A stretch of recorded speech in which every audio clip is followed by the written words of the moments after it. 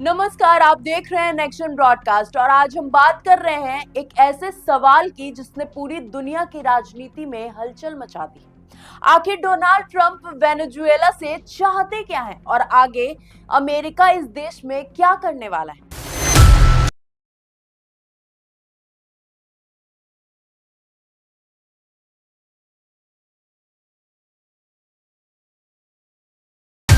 तो सबसे पहले बात करते हैं ट्रंप के चौंका देने वाले बयान की। ट्रंप ने कहा है कि अमेरिका वेनेजुएला को तब तक चलाएगा जब तक वहां सत्ता का सुरक्षित, सही और समझदारी भरा बदलाव नहीं हो जाता। तो यहाँ पे एक सवाल उठता है, वेनेजुएला को चलाएगा का मतलब क्या है? क्या अमेरिका सीधा सरकार चलाने वाला है? क्या ये सैन्य हस्तक्षेप का संकेत है? ट्रंप ने साफ तो कुछ नहीं कहा, लेकिन उन्होंने ये जरूर जोड़ा है कि ये एक सामूहिक प्रयास होगा। अब बात करते हैं कि सत्ता परिवर्तन की कहानी क्या है। डोनाल्ड ट्रंप लंबे समय से वेनेजुएला के राष्ट्रपति निकोलस मादुरो को एक अवैध तानाशाह बताते रहे हैं। अमेरिका का आरोप यह है कि मादुरो सरकार ड्रग तस्करी को बढ़ावा देती है, तेल से मिलने वाले पैसे से अपराध और कार्टेल को फंड किया जाता है और लाखों वेनेजुएला वासियों के अमेरिका पलायन के लिए भी मादुरो जिम्मेदार है। यही नहीं, अमेरिका ने मादुरो और उनकी पत्नी पर नार्को टेररिज्म जैसे गंभीर आरोप भी लगाए हैं और आपको बता दें कि इस समय ट्रंप ने दोनों को न्यूयॉर्क में हिरासत में रखा हुआ है। अब समझते हैं कि आखिर अमेरिका किसे सत्ता में देखना चाहता है। कहानी यहाँ और भी दिलचस्प हो जाती है। ट्रंप ने कहा कि वे वेनेजुएला की उपराष्ट्रपति डेल्सी रोड्रिगेज से संपर्क में हैं, जिन्हें सुप्रीम कोर्ट ने अंतरिम राष्ट्रपति घोषित किया है। लेकिन रोड्रिगेज ने तुरंत पलटवार करते हुए कहा कि हम किसी साम्राज्य की कॉलोनी नहीं बनेंगे। वेनेजुएला का एक ही राष्ट्रपति है, निकोलस मादुरो। और हैरानी की बात तो यह है कि ट्रंप ने विपक्षी नेता मरिया कोरिना मचादो को भी नकार दिया, जबकि ये वही मचादो 2024 के चुनाव में विपक्ष का सबसे बड़ा चेहरा थी।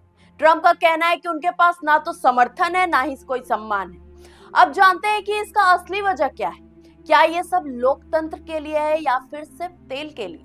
आपको बता दें कि वेनेजुएला के पास 300 अरब बैरल से भी ज्यादा तेल भंडार है, जिसे दुनिया में सबसे बड़ा हब माना जाता है। ट्रंप पहले भी कह चुके हैं कि हमें लगता है कि हम तेल अपने पास रखेंगे। आज भले ही वेनेजुएला सिर्फ दुनिया के 0.8% तेल का उत्पादन करता हो, लेकिन उसका भारी कच्चा तेल रणनीतिक रूप से बेहद अहम है।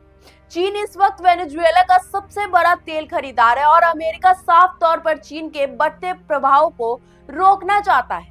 क्या युद्ध संभव है?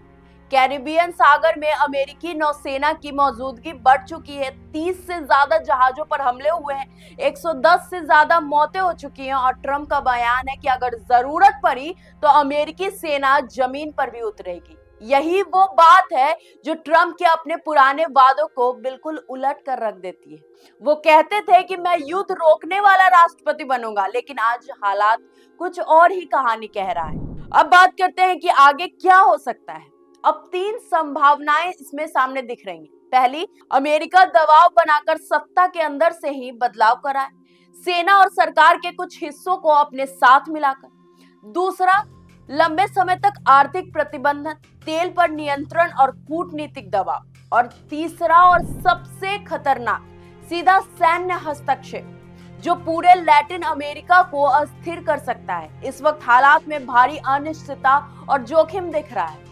इन सब में एक बात साफ दिखती है कि वेनेजुएला का भविष्य जिस भी दिशा में जाएगा, उनके केंद्र में तेल और सत्ता की लड़ाई जरूर होगी। आप क्या सोचते हैं? क्या अमेरिका वाकई वेनेजुएला में लोकतंत्र चाहता है या फिर तेल?